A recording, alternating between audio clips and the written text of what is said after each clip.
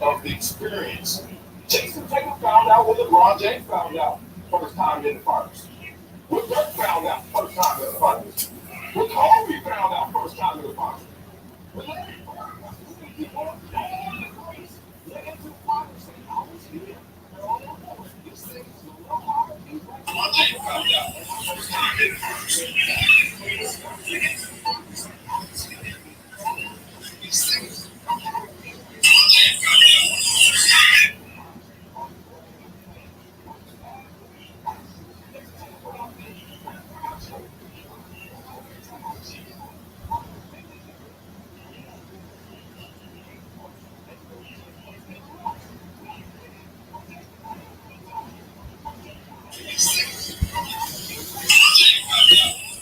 Cut my volume down. All right, I apologize about running a little late. Been busy this weekend. So let me start out with the Boston Celtics on their amazing career. Unfortunately, they didn't get the job done, but that's not a knock on them. Boston is still young, and they will be back. Like I've been talking to several people, Boston really they need a point guard because they were lacking a true floor general who could get them in their sets whenever Tatum or Jalen Brown or Marcus Smart were struggling. See, when you have a true point guard like a Jason Kidd, a Chris Paul, Steve Nash, Rajon Rondo, so on and so forth, those type of players can get everybody involved as far as the role players who can't create shots for themselves. They can get them easy baskets, whether it be off the pick and roll, going under the screen, if they're a shooter or over the screen, either or. That's what a point guard can do. He can dictate the pace, and he can also dictate the outcome of the game.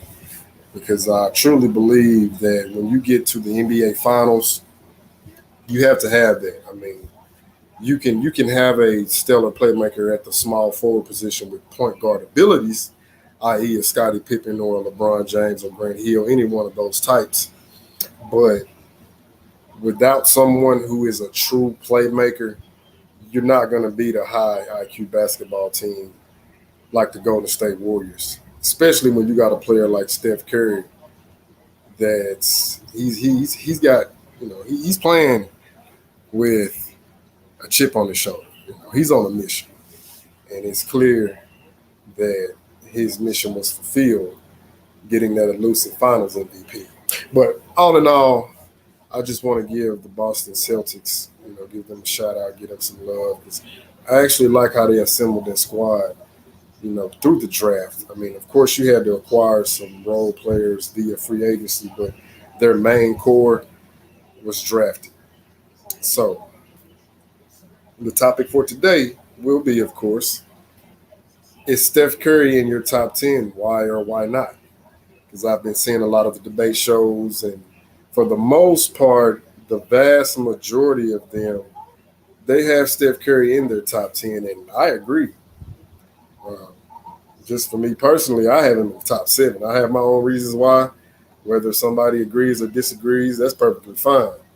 But I believe we all can agree on the fact that Steph Curry is indeed a top 10 player.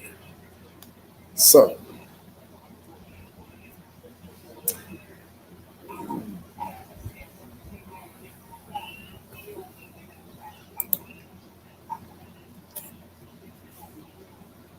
what's up, brother? Well, go ahead, speak on it. Let us know.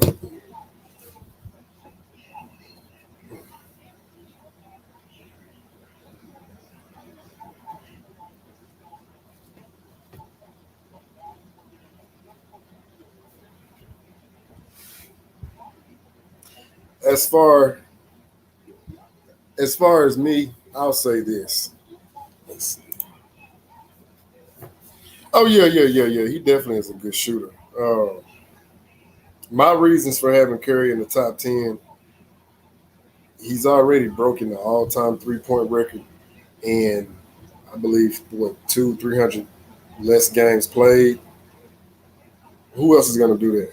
Not to mention, each time Curry makes a three, he's extending that record, meaning the record is getting higher. So just doing that alone, I mean, in my unbiased opinion, you have to impact the game in a way that, okay, how did your impact, how will it be remembered? Much like, I'll go back to Magic and Bird. Magic Johnson, Showtime, right? Doing the no-look pass. I remember playing as a kid. Hey, you throw the no-look pass, first thing you saying is Magic. Boom. Before Curry, before Ray Allen, before Reggie Miller, you shot the three, you said Larry Bird. Okay, let's transition to Michael Jordan. Shooting a fadeaway, what do you say? Jordan. Or dunking on somebody, Jordan. Then you get to Kobe with the fadeaway, Jordan. All right. Now, from that time frame, we really didn't have anybody to impact the game in a way that when you get the kids out there on the court trying to emulate a player, now you think about Steph Curry when they're shooting the three. Like, I've been hearing the kids saying this since like 2015, 2016. You know, just listening to them out there. Now you got everybody in the league doing what? Shooting threes. So just that category alone, to me, qualifies him for being in the top 10, whether with or without the Finals MVP. Now, I know the Finals MVP also added to his case to be in the top 10 because that's what everybody kept saying. Oh, he don't have a Finals MVP. He don't have a Finals MVP. And I mean, to a certain extent, you can throw that out there. But now that he has the top 10, it's like you can't make any more of these criteria on the fly to say, oh, no, he can't. Nah, because he done proved that now, without a doubt. I mean, the way that man shoot the ball, come on. There's no possible way you can tell me he's not at least top 10. Now, like I said, I have my own reasons for being top 7, but I'm gonna get to that later. Not only is he the greatest shooter of all time, but he's led his team to 4 championships in 6 appearances within a 8-year span. Y'all see why they're getting all the comparisons to the 90s Bulls. Hasn't been done since then. Even the Spurs, I love them, but they never won back-to-back, and all their championships was like so spaced out because they started to run in 99. Then you go 2003. That's a 4-year span. Then they go every other year, 05, 07, and then they win again in 2014, which 07, yeah, it's a 6-7 year span. So again, Curry 2015 first championship, 2017, 2018, 2019, 2020, 21, 22. In an 8-year span, they've won 4 championships and 6 appearances. They're without a doubt a dynasty. And Curry, without a doubt, is top 10. Now, had he lost, we possibly would have had to bump him down, which is going to lead to another topic that I'm going to speak on once one of these brothers joins this chat. Because I have to be accountable for, I'll say, some statements I made last year pertaining to certain players. But I'm not going to get into that right now. Let's check the comments out. I agree with my brother Charles. You can't deny Curry. I mean, greatest shooter of all time, changed the game. Got to be in there. I said, Ori doesn't have one Finals MVP. Bro, we ain't gonna never hear the end of Robert Ori. I promise you. Their immediate go-tos are Robert Ori, Bill Russell, Kareem, Sam Jones, Bruce Lee, Jackie Chan. They'll bring up all them dudes to try to discredit another player. And it's just ridiculous because Robert Ori is great and he hit a lot of clutch shots. But let's be honest, everybody with half a brain, they know that Robert Ori was a great auxiliary player. He was a great role player, and he was great at what he did. Robert Ori ain't never been the leading scorer on none of them championships. But hey, you know what? If the right place at the right time was a person, Robert Ori would be that guy. So he got his 7, but it's the argument that they use is just so ridiculous. Like, what else did he do? Like, all he did was just win 7 championships. I promise you, if we look at his points per game, his assists per game, rebounds, steals, and blocks. Oh my God. So I ain't even gonna get on to that. It just be funny when I see him try to bring up Robert Horry.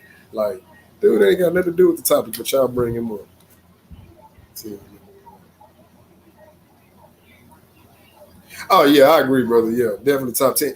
And see, that's where it gets kind of tenuous because you have people that's trying to put him in the best point guard. I'm like, yo, Curry is not a point guard. Like Curry is a combo guard. He's like he got the body of a point guard, but he got the ability and the skill set, of a scoring guard, shooting guard. But he also can be a playmaker. But what people don't realize is Draymond Green is really the unsung point guard of that team. If anybody's paying attention, they just have Curry in that title as point guard, but on the floor, nah. Curry is the two guard on the floor. Clay is actually the small forward. Draymond is the point guard. Wiggins is the forward. Well, no, I take that back.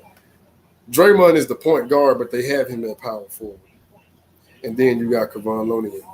People don't even realize James Wiseman ain't even came back. So imagine what they're gonna look like with him. Then you got my boy Michael Jordan Poole. You know, Gary Payton II. I promise you, all them dudes about to re-up. I don't see any of them leaving because they done tasted their success, and I promise you, the ones who just wanted this year, oh, they want another. And now they've been battle tested. Oh yeah, man, for sure. Draymond, he is definitely the heartbeat. I'll tell anybody that. Because you take Draymond off this squad, regardless if he go out there and give you 0 points, the impact that he bring, it goes beyond the stat sheets. Well, I won't say everybody, but people who have intelligent brains and know how to utilize them, they know how important Draymond is. They know how impactful he is.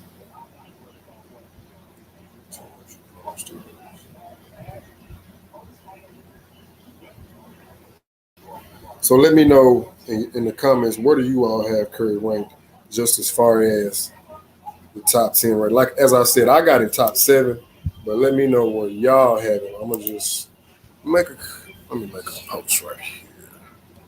Where do you have Curry ranked in top 10?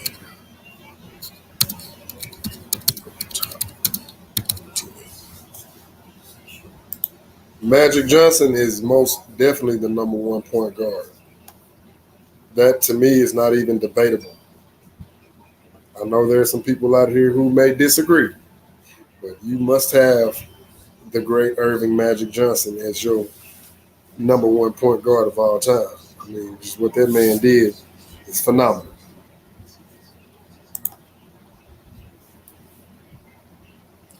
But as I said before, let me know where you all got Curry listed in your top 10 ranking.